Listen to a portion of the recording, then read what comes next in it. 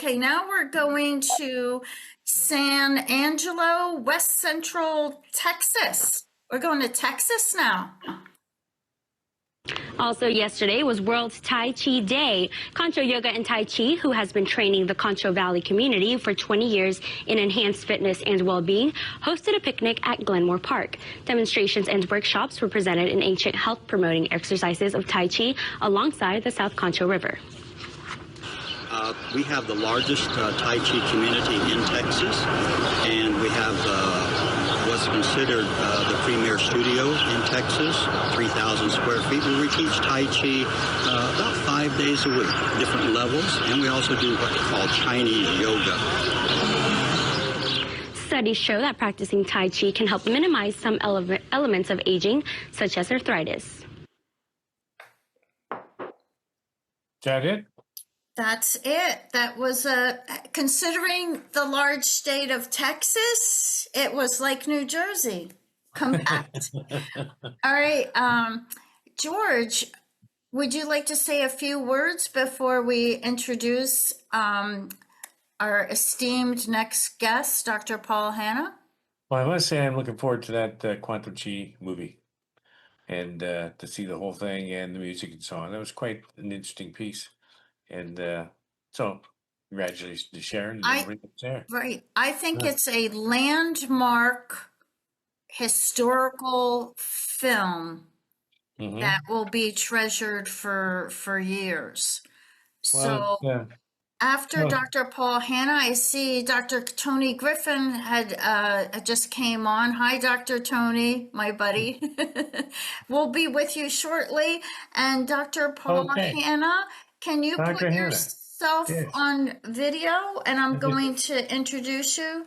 Dr. Paul. Oh, you can introduce? Okay. Calling Dr. Paul. There you are. You see me? Not now, no. It's a blank screen. Well, I know. Technology. Yes, that's what it is. There you are. How are you? I'm supporting most. I want to thank you for working with me all these things, the time change and all of that. It was fantastic, very, very beautiful to see that, to help me with that. So I said, thank you again. Oh, thank you. Here, Yes. Thank you. Now, Dr. Hanna is a holistic physician and master teacher healer. He's an internationally recognized spiritual Qigong master teacher, a resource, for dimensional knowledge. And he has a gift with assisting students and patients with their energetic blockages and enhancing the life force of radiant chi flow. You've been a graduate of the Rush University Medical College, UCLA Berkeley Medical Program. You've worked with Grandmaster T.K. Shi and in the Nanjing University. And you have traveled the world extensively. So I want to join your travels. And is the author of 2 books, Qigong Awakens and Remembering the Qualities of Your Soul. Black Water Tiger is the system that you've developed. So that is the name of the, you have movements called Blackwater Tiger that you created? Yes, basically it's the Blackwater Tiger. It is a name that it gave me when I was in Hong Kong, because when studying Blackwater Chan, Hawk mean black and tiger is like that. So it's Blackwater Tiger. So it's involved in a lot of Tai Chi Chuan. It's also Blackwater Chan. So those things are integrated together. And also that of spiritual Qigong. All those things are very important to me in regards to why is it important? Because Qigong, number one, is it's a priority in our life. Without breath, we don't live, we die. So how do we use breath to continue to move forward, to make ourselves more relaxed, more in tune to our own frequency? How do we do that?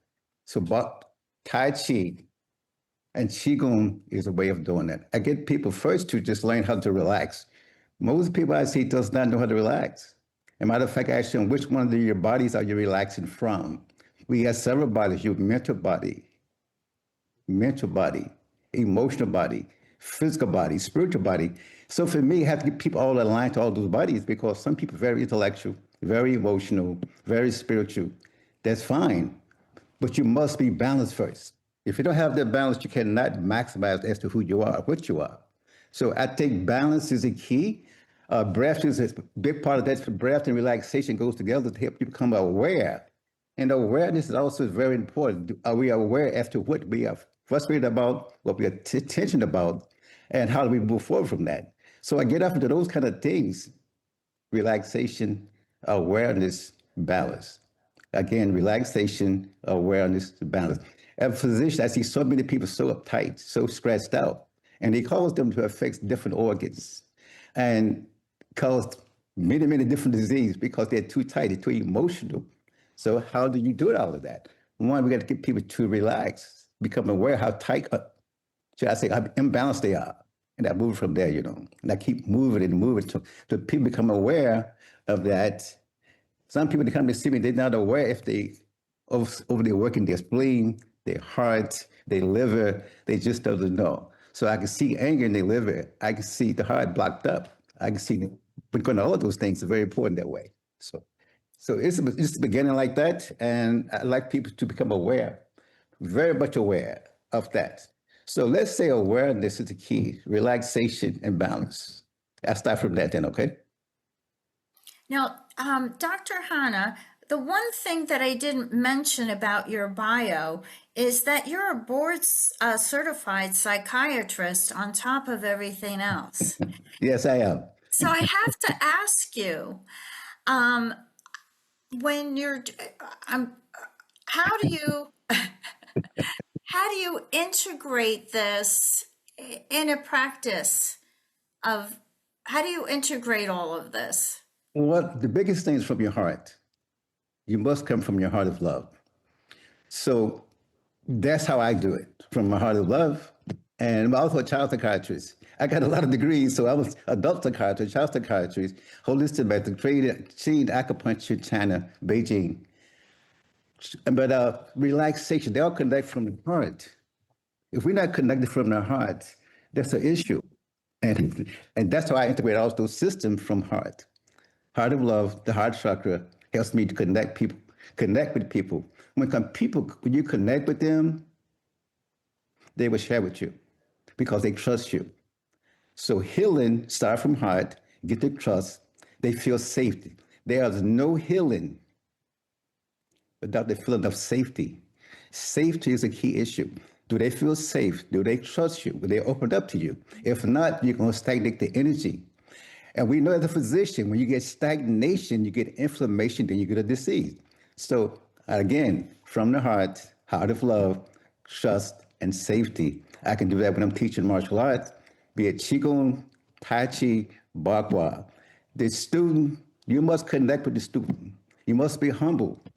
As a master teacher, you must be able to connect with each one of the person's issues to be able to help them get aligned, balanced that way. So that's the best way I can answer you is from the heart. People feel safe. They trust you. They open up. And nothing happened without receptivity. In this planet, everything comes from receptivity.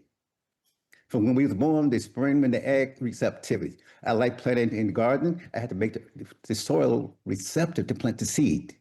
So receptivity, relaxation, awareness, and from the heart is very powerful.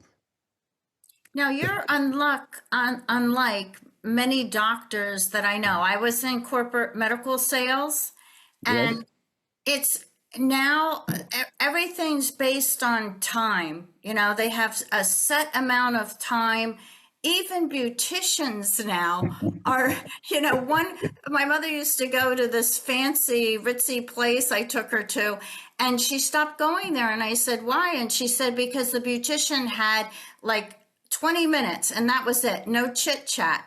And that's how our world has become. So how did you become the way you are, and how can we get more doctors to be like you? If you just can't be no professional prostitute, they're running on the money, Money is very important. But quality of time, you can't just cut in the middle of the sentence. So I'm not on that situation. Plus, people pay to come and stay. I'm not on the insurance thing. So people come because they value themselves. If you know something, they're gonna say you got 15 minutes, 20 minutes. I say I don't function like that. I don't roll like that. No, everybody's different. They invest. If people invest in what they believe in, I say when they trust you and they receptive to you, they want to pay you and they will come back to you. So you're correct, it's a rush. But I left. I was the medical director of many places, but I didn't like the food they were feeding people. You cannot help a woman who had breast cancer and they still eating junk food in the hospital. I don't go for that. So I just had to get out of that setting. You must be able to provide your patient with the best in terms of energy, spiritual energy, education, to wake them up. So most people, when you wake up to them, they want to heal themselves.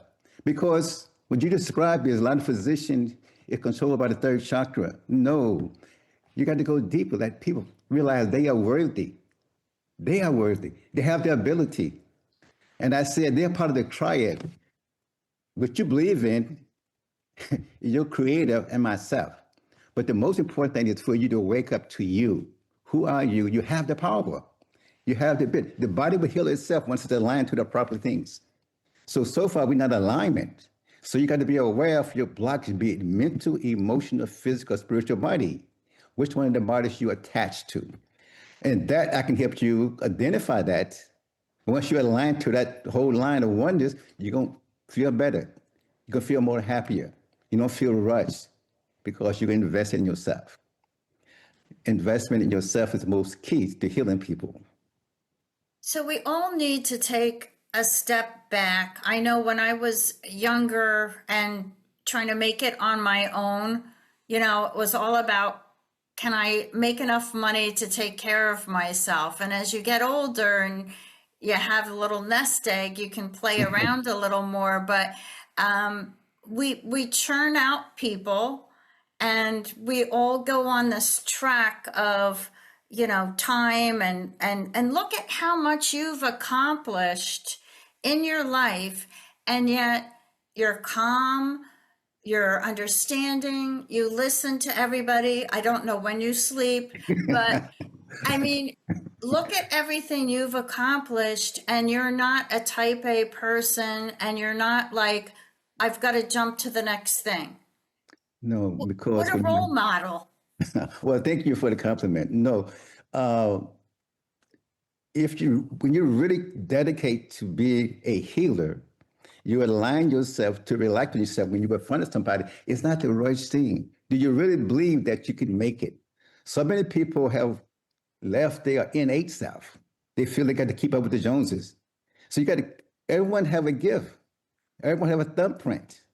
Are they courageous enough to be their own thumbprint? Most people are not. They want to follow the Joneses. So they feel pressured and rushed to keep up. So no. You must individualize as to who you are before you can harmonize. You can't be in a relationship you doing with your personality. You must be who you really, really are. If you have to be who you really, really are, you would attract that frequency. If you really believe you, whatever you can do, you would get someone that pay you for it. But if you don't believe that, and you follow the Joneses, you could be stressed.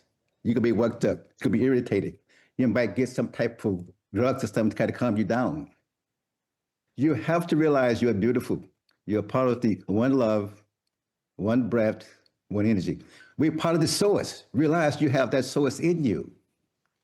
Believe that. If you don't believe that, you can always be a follow fashion monkey, Realize the divine energy, the force in you, based on your thought pattern. If you don't think it, you can't visualize, you can't emotionalize, you cannot materialize. You must realize you have a gift inside of you. Every human being have a gift. Do you believe in the gift, but you want to be like somebody else, or do you have the courage just to be you? Because no one have your thumbprint. Believe that. You have a beautiful face. I see your face. You have a beautiful face. But be yourself. Most people are afraid to be who they are. They want to be like somebody else. That is a serious, serious mistake.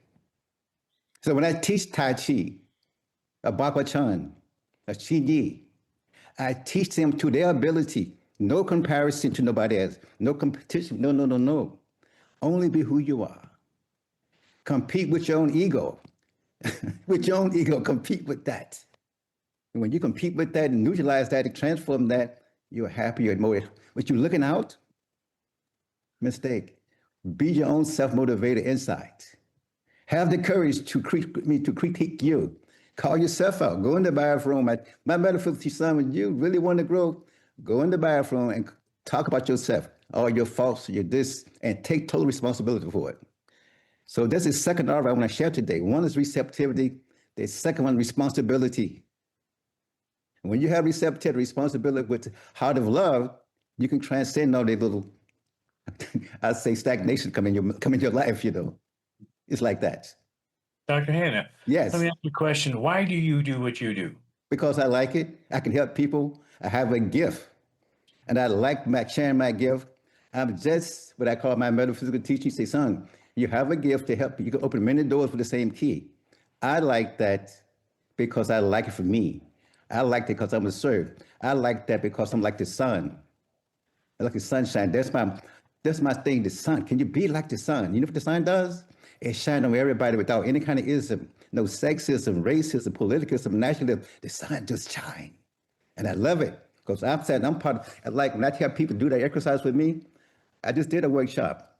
I said, inhale the sun and exhale. You have like the sun. You got your heart beating like the sun. And when you do that, you radiate vibrational energy. You bring it back to inner oneness to the universe because the sun shines. And everybody knows it's the biggest energy out here on this planet. So I like your question, sir. Mr. George, I said I did, I said it correct. I like your question because I have a passion for it. I mean, I have a passion to share based on the receptivity of the student or the patient. Don't show your ego all you assume. Just be compassionate, be humble, and see where they are, then they can receive it. That's exactly how I felt. And when you see somebody comes in, their health is improved, and they say thank you, it's like, I didn't do it. Right. That's why I do it. I'm 72 years old. I got grandkids and great grandkids, and here I am. I've never stopped. George, let me give you an idea. You're not 72, man. There are 3 ages. Do you know what the 3 ages are? Well, I'd say no. Let me give you a little bit of education. You talk about your chronological age. We all know that. Then there's a biological age. Then there's an energetic age. So you're not energetically 72. You're younger than that. You understand what I'm saying? Yeah, I do. But from the day on, George, think of the energetic age, not your biological age there, you know what I'm saying? None of those kind of things there. All right, I'm 16 then. I like that, George. Go for it. Bill, Bill like has a question, but we got to keep on time, Bill. Okay, real quick. Now, you were in the Quantum Chi documentary, correct? Yes. I want to tell you, your part in that was incredibly inspiring to me. The thing that moved me, because it really applied to me when I first started doing this stuff, it's like I wanted to be, the master guy, and you said that thing in the documentary where you said, when you first start doing this stuff and you start learning the power of your chi, your consciousness, and you start thinking, wow, I bet I could use this to hurt somebody. But then you said, when you start practicing and you start healing and you start seeing students around you starting to heal, then you start thinking, can I help somebody? Can I heal? Oh, you got it, man. You got it, Bill. That's it. Yeah. You got my 5 H's. You got my 5 H's, man. That's good. I want everybody on the planet to see you say that in that documentary. That's my goal. Well, I really appreciate that because I teach my students. They don't understand the law of energy. Yeah. If you come a black belt, you want to hurt people, you just hurt it yourself. No, you want to help and heal people. Yeah. You want to harmonize people. You want to laugh at people. Yeah. just like that. I really glad you give me more inspiration, David Bill. Thank you for saying that because Yeah, it pleasure. called me back up. I'm telling you, I said, and this young lady, Miss Subhan, she was very, very helpful in this thing coordinated with me. I really appreciated that. There would have been a big hole in that documentary if you hadn't been in there. Not to say that all those people aren't incredibly wise. They all were, but your part in it was really beautiful. Well, I want a Dr. Paul Hanna moment every day. I want to put you in a little holograph and tune in because he's so inspiring that my chi and everything, I'm just glowing right now. You are so inspirational and such a warm, authentic person. We cannot thank you enough for joining us. I love our next speaker also. I would spend the rest of the day with you, but I love Tony Gryffin also. So thank you for your time, and I'm going to swing over to Dr. Tony. Tony is brilliant. Everybody, you want to stay tuned for this. Tony's doing some amazing work. All right, thank you. Thank you so much. George, do you want to say something before we segue? Yes, I'd like to introduce Dr. Gryffin. And first off, because we've never met, I'm going to read this so I can get acquainted. Dr. Pete Anthony Gryffin is an associate professor with Mercer University School of Medicine in the Department of Community Medicine. Dr. Gryffin has over 35 years of experience in mindful exercise, including Tai Chi, Qigong, and traditional Kung Fu. Areas of his research related to Tai Chi and Qigong include investigations into novel, cellular, and metabolic understanding, which may underlie the benefits of light intensity exercises for health, including slower paces of walking, Tai Chi, Qigong, and yoga, as well as benefits as a mindful practice. He will be presenting his research at the area of the upcoming Osher Center for Integrative Medicine 2026 Tai Chi and Qigong Conference. He is the author of Mindful Exercise, Metabolics, Metarobics, Healing and Power of Tai Chi, an award-winning book published by YMAA Publications. And that's great. I guess I'll look up to see you in at Osher next week. So yeah, I'll look you up. And so thank you for joining us. Much appreciated. Yeah, you're welcome, and thank you for inviting me. And Bill, thank you for your kind words. It's just been, an experience in my own Tai Chi journey. I thought I'd share a brief overview of that and what kind of led me into looking at what's going on in the body, physiologically. When you run, we know the heart rate goes up. We do know when you do a relaxation exercise like Tai Chi or Qigong, you relax, the blood pressure goes down, the heart rate goes down. But there are some questions that occurred to me as to is there more? Is there something else going on that we can measure in the body?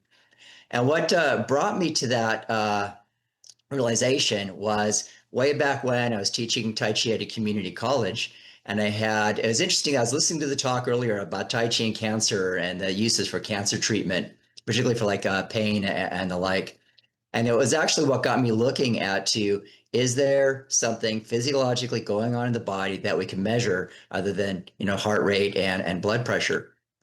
And what brought me to this looking into this line of research was I had 3 students who started taking my class because their cancer wasn't responding to treatment. And after starting Tai Chi, one of them I made a video for so that she could do it every day. She was in stage 4 and she just really wanted to see what she could do with it. And their cancer started responding when they started the Tai Chi. Whether it's coincidence, whether the Tai Chi had an effect, at the time I thought, well, why would Tai Chi benefit cancer? At that time, my original introduction to Tai Chi was as a martial art. And you hear things, you hear about Chi and energy and life force and all that. But I was kind of curious, is there something that's going on in the body? So I started researching cancer. And what I found was that one of the things that makes cancer difficult to treat is it develops these hypoxic or oxygen deficient areas in the body. And for chemotherapy to work, for your own body's natural healing agents to work, you need oxygen. So I thought, well, I wonder if there's something with Tai Chi. You feel that tingling in the hands and the increased oxygen perfusion and the slow breathing, the relaxation. Is there something with the breathing that you might be able to measure?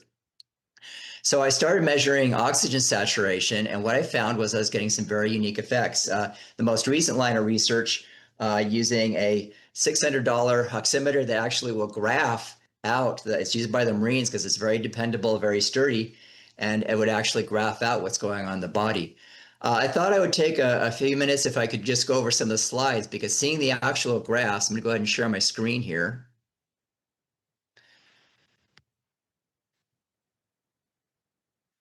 So I will go ahead and start the.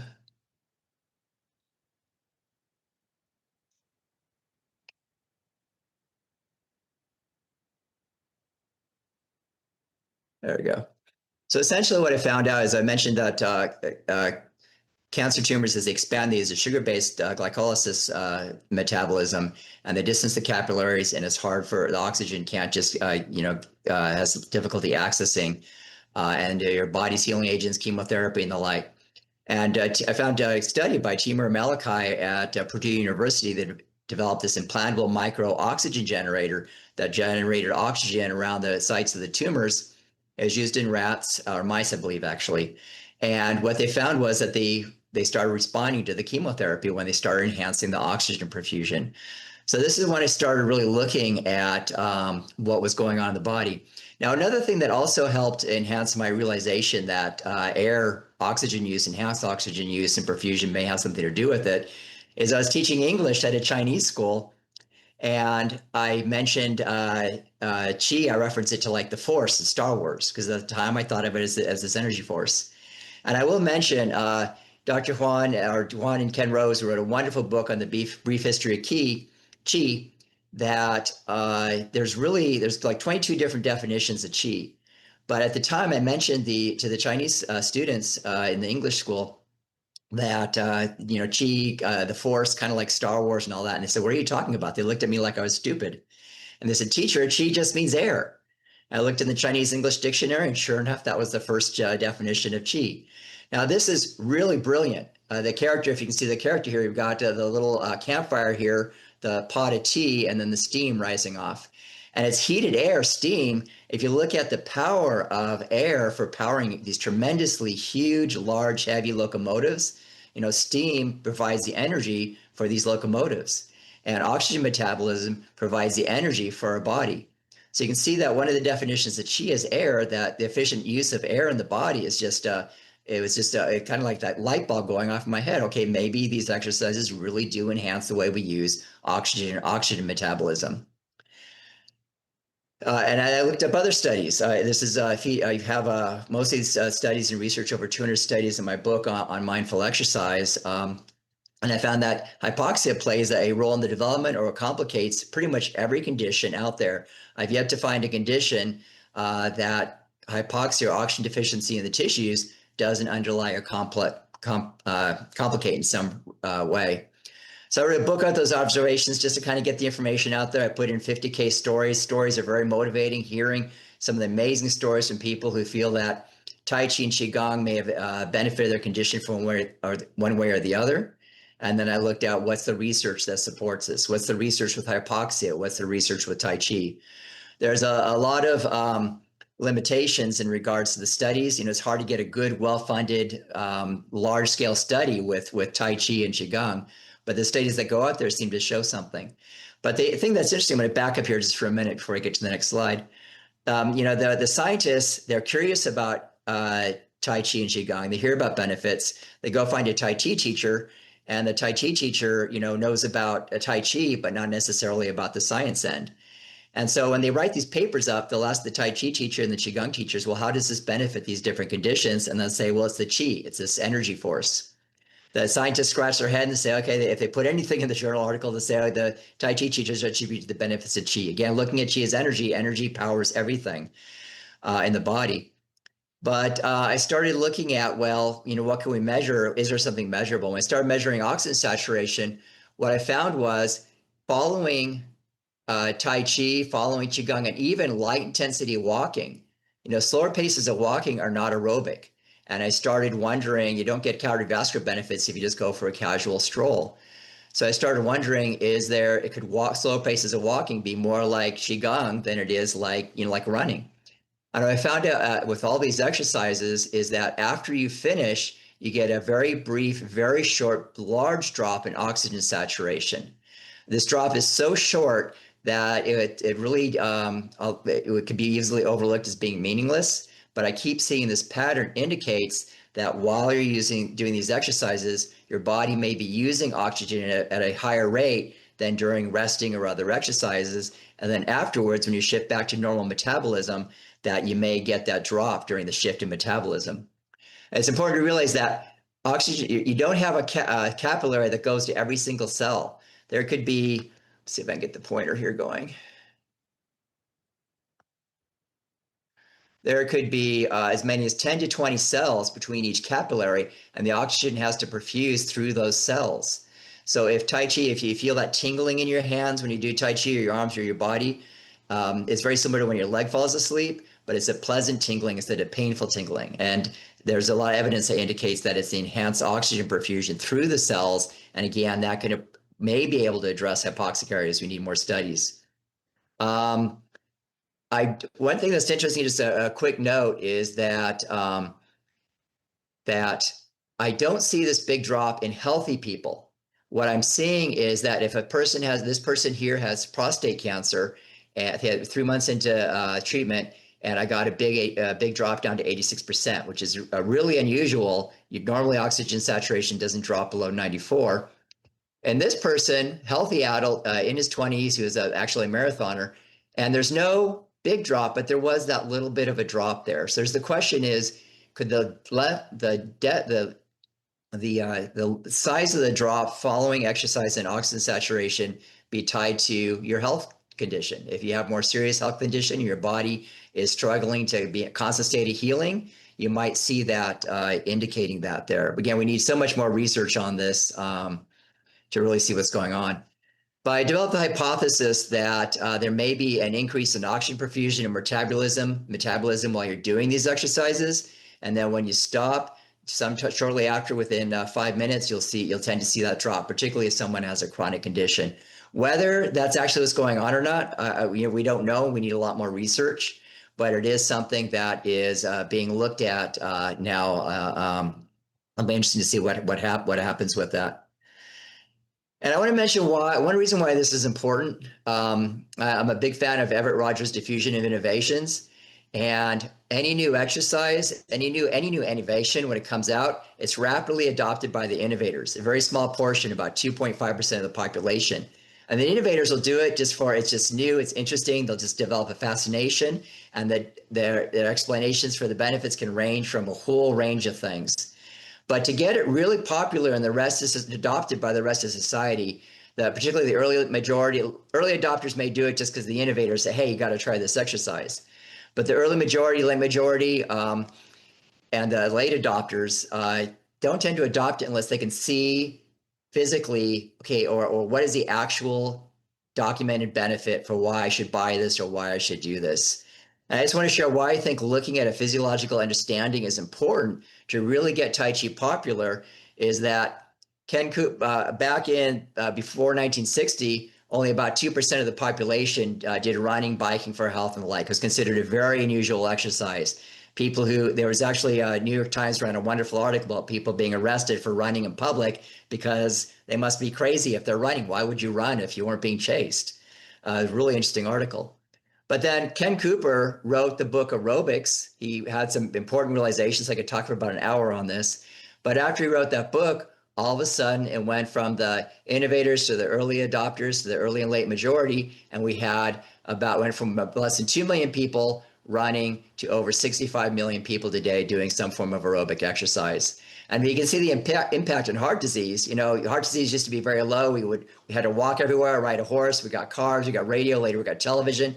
Fast food and heart disease just went up and up. Dr. Cooper wrote his book Aerobics. People realized they needed to do something for cardiovascular health. We had the Framingham Heart Study, and heart disease started going down again. Then we got computers and video games started going up, and then we got Zumba and cardio kickboxing and all that, and more emphasis on the like.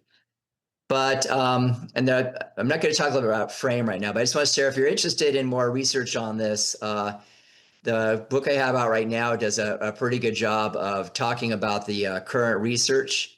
And And it's an area you can get some more information about what's going on in the body, the preliminary research. We still need so much more research, but it's just interesting to see that hypoxia or oxygen deficiency in the tissues seems to underlie, complicate every health condition I've yet to research. And here we have an exercise that seems to enhance oxygen use in the body. And just sharing that, I love all the breadth and diversity of all the ways of looking at Tai Chi and Chi. And I love the idea of, this universal harmonious energy and connecting with people. But for so many in society, they need to see black and white. And when they saw that running raised heart rate and raising your heart rate generated cardiovascular benefits, that's when aerobics really took off. So I'm hoping my work will help. And then people can start getting interested in the whole range of running, from the ultra marathoners to the runner's high, and just seeing, running can be seen as a spiritual exercise. There's so many different ways of experiencing these exercises. But getting that toehold in that, hey, yeah, it does something. It does something physically that you can measure, and you can get these physiological benefits and effects. So thank you for letting me share that. Oh, If there's any thank quick you. questions. Thank you, Yes. Dr. Gryffin. I have a question. Because I understand completely and I agree with what you're saying, because in the West, we don't have that language. We don't have Qi. It's not in our lexicon. And Tai Chi is popular because it's been in a number of movies and martial arts. But I find that we try to explain things sometimes in Chinese terms about the Qi, about the 5 elements and the 8 curious meridians and all these other networks and points and acupressure points and so on. They just want to get better. That's what I found. So we've looked at, I've seen a research article like that about hypoxia in cancer, and it was very interesting. So I'm going to have to get your book. But that's why Dr. Joe Baumgart, he's a doctor of physical therapy and adjunct professor, and Dr. Penelope Klein, professor emeritus from Juvenile University, but also we're all students. Anyway, that's why we present the things in the joints, how it works in joints and cartilage and so on. And they seem to understand that more. And the same with the research, we show some research and so on. So I'm totally agreeing. But thank you for this presentation. It was, I'm going to look for it on it's recorded. So I'll be able to watch it again, because I didn't get your book. I was looking for my pen when you had your book. Anyway, thanks so much. You're Appreciate welcome. it. Thank you Thank again you, for inviting Dr. me. Tony. We'll see you in just a couple of days. George and I will be with you at the OSHA conference. Yeah. And Dr. Joe Baumgarten's. And Dr. Joe Yeah. Baumgarten, and also I think Tom Rogers, who's joining us next. So thank you again, Dr. Gryffin. And Tom is on with us. And George, I know Tom through the National Qigong Association. He's part of our research and education committee, as is Sharon. And Tom was the one who introduced me to Gail's book on the 8 extraordinary vessels. So thank you again, Tom, for that. So Tom's passion for the internal arts spans over 40 years, including studying with various masters in China. In the San Francisco Bay Area, he studied Chen style with Master Wang Yi and is certified as a professional Qigong and Tai Chi teacher by the Institute of Integral and Qigong and Tai Chi, where he also developed curriculum for future training Qigong and Tai Chi professionals. So I did not realize that he developed a curriculum training manual. In 2008, he succeeded Dr. Ken Sancier as president of the Qigong Institute, the leading research for scientific information on Qigong, Tai Chi, and related mind-body arts. He's also written a book called An Introduction to Qigong Healthcare, regulating the teaching and practice of Qigong and Tai Chi, and integrating Qigong into healthcare. So I asked Tom to come on because he takes every day whatever current research is out there on Tai Chi and Qigong, and he puts it up on his website. It's free to you to look up, and I love this, by ailment. So you can look up. And so, Tom, I want you to take it away and introduce us to your beautiful website.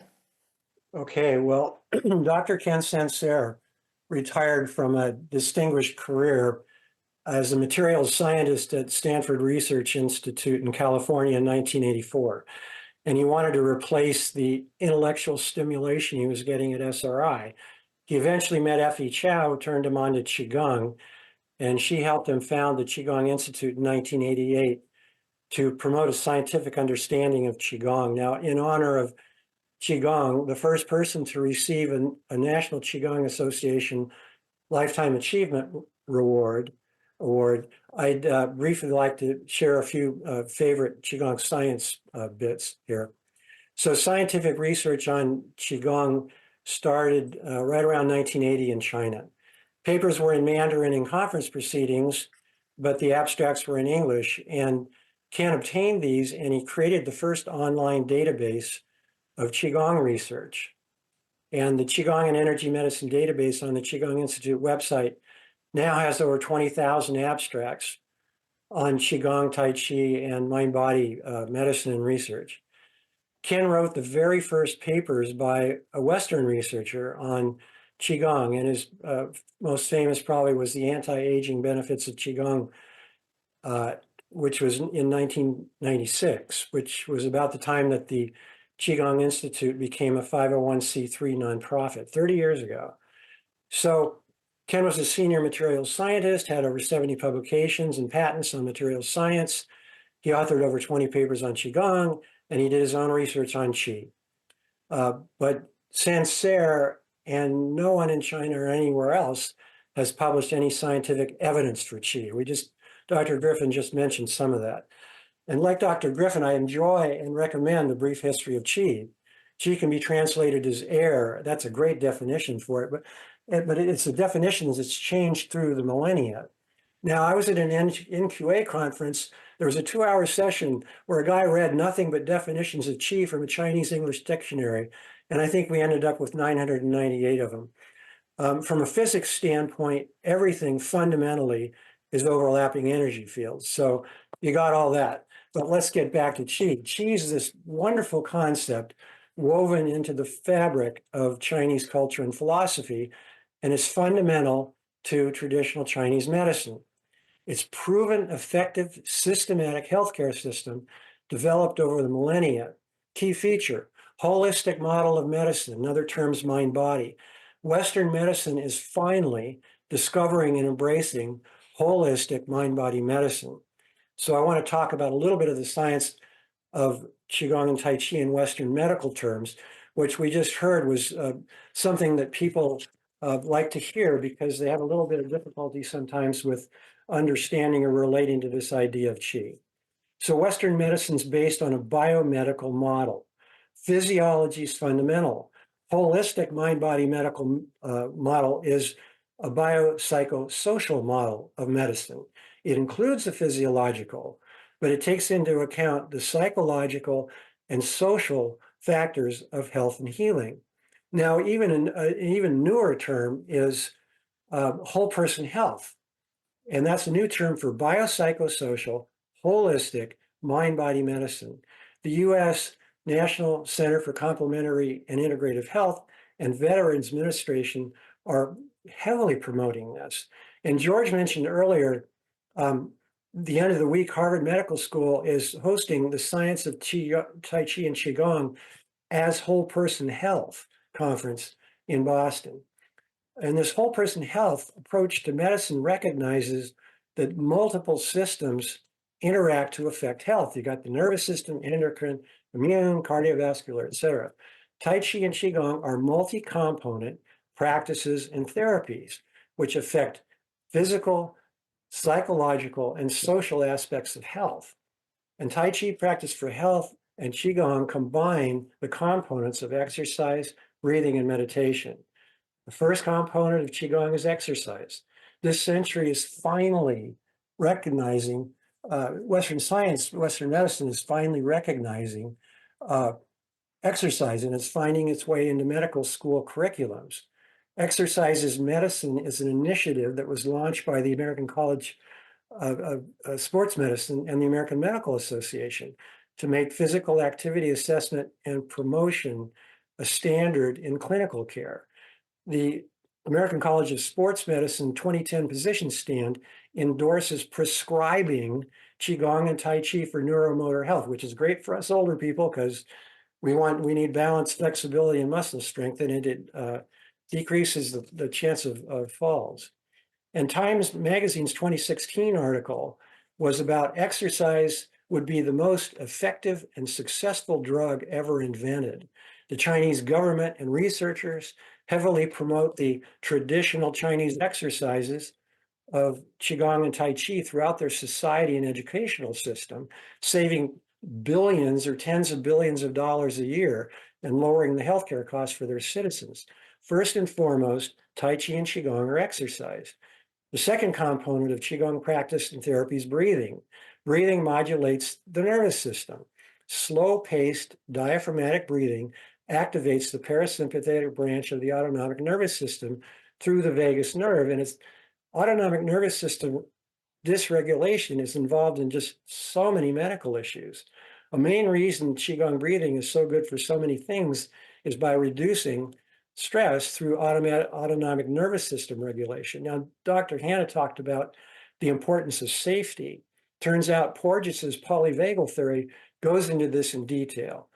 It required reading for people who are dealing with trauma and depression. The third component of Qigong practice and therapy is meditation. Mindfulness is the first part of this. Mindfulness creates awareness, but it's awareness in what? Qigong and Tai Chi mindfulness moves beyond seated meditation to focus on somatic awareness. In other words, the objective detection of bodily activity. And this leads to emotional regulation.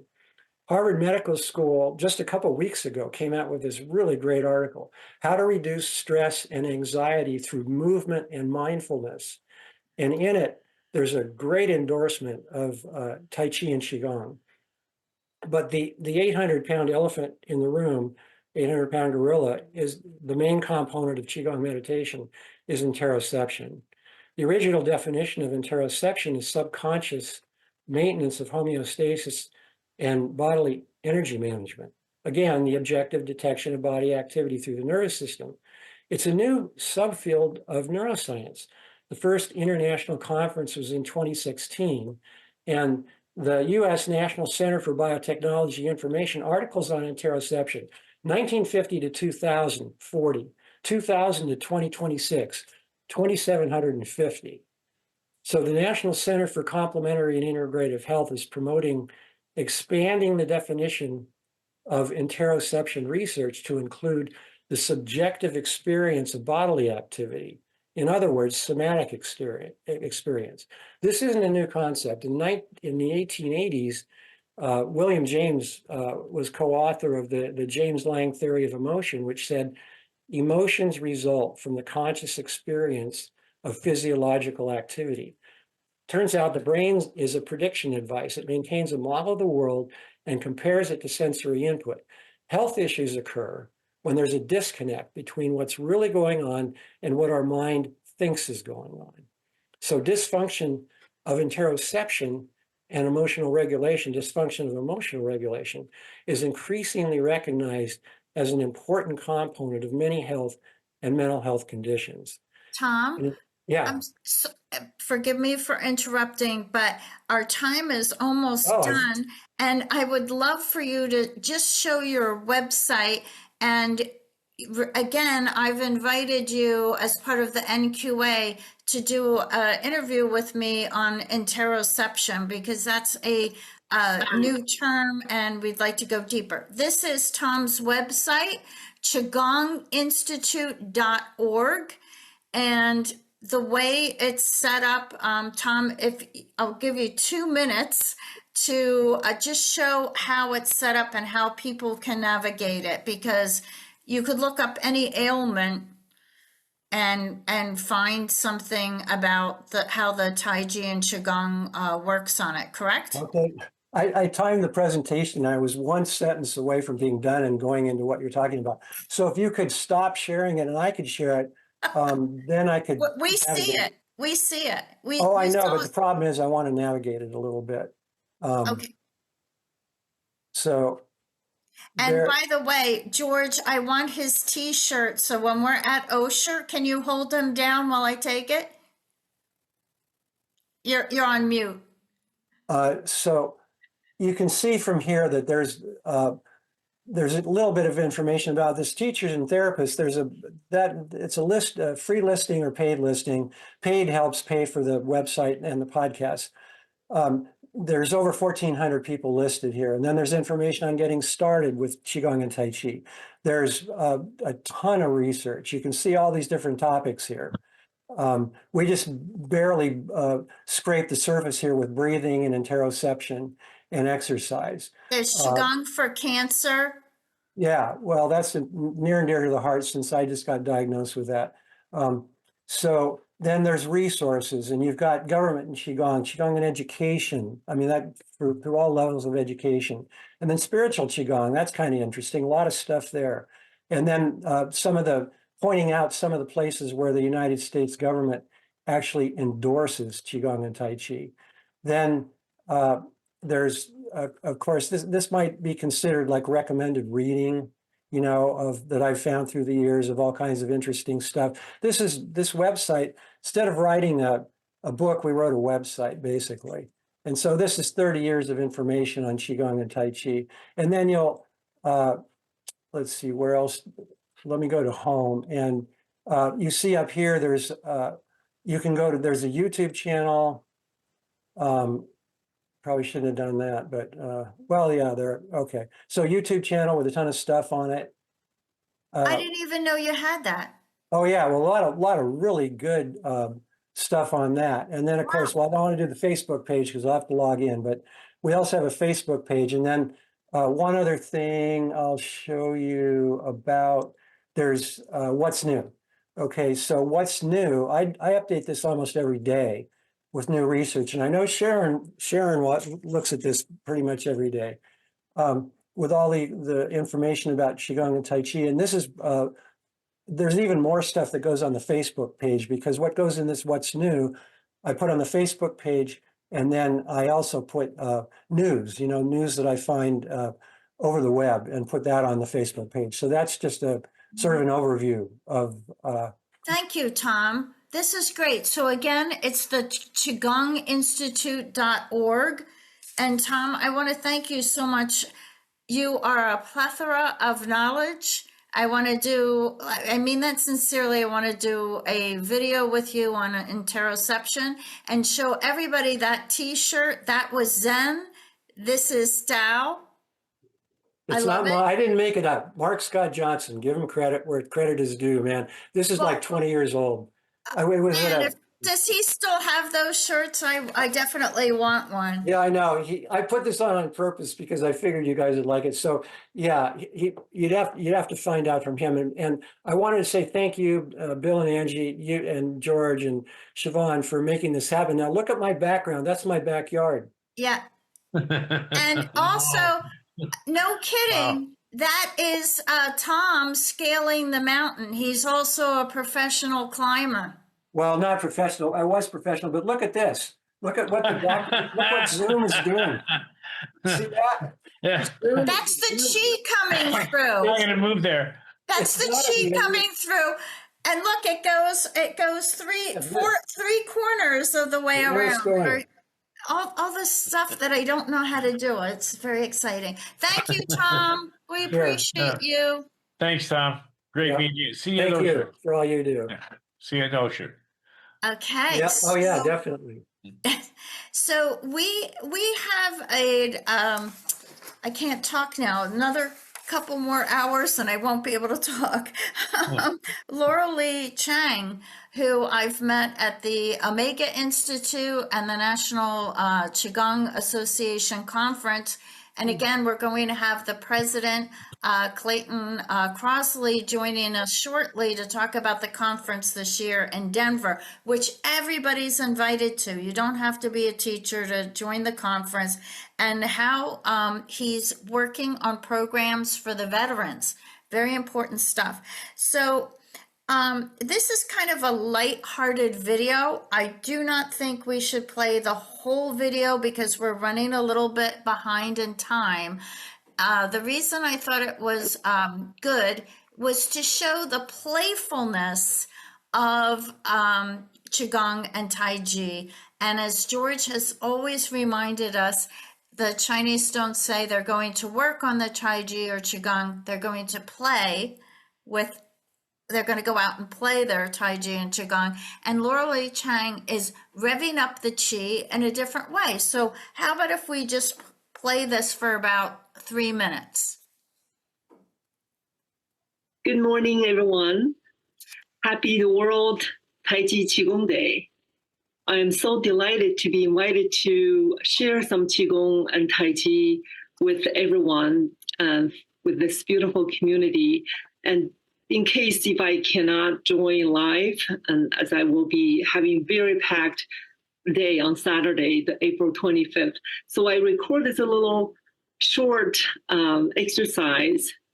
I call it Happy Swing. And I often use this for myself before I start Qigong exercise, Qigong practice, a really good way to generating Qi flow to unite body and find that inner rhythm and the joy within. And I even wear my calligraphy shirt, Joy, and this is 4 different joy, from the most ancient writing to the most contemporary writing.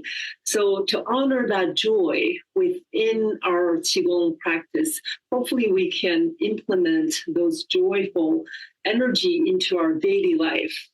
And I picked the music, Earth, Wind, and Fire, to just give you another layer of joy. So I do hope that you enjoyed it. So let me just quickly find the music and we can start. And just basically follow me along. And if their section is too fast, you can slow down, follow your own pace.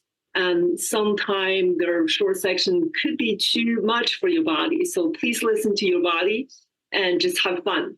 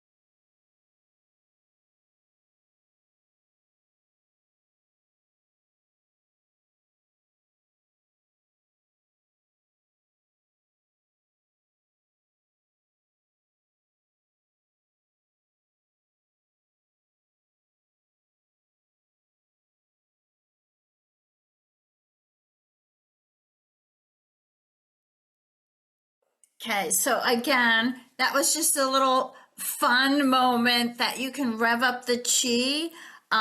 Robert Peng, when I study with him, has us hopping on our heels, just doing a little like hop, hop, hop, and getting, even more energetic with it to stir up the chi. So there's different ways to stir up the chi.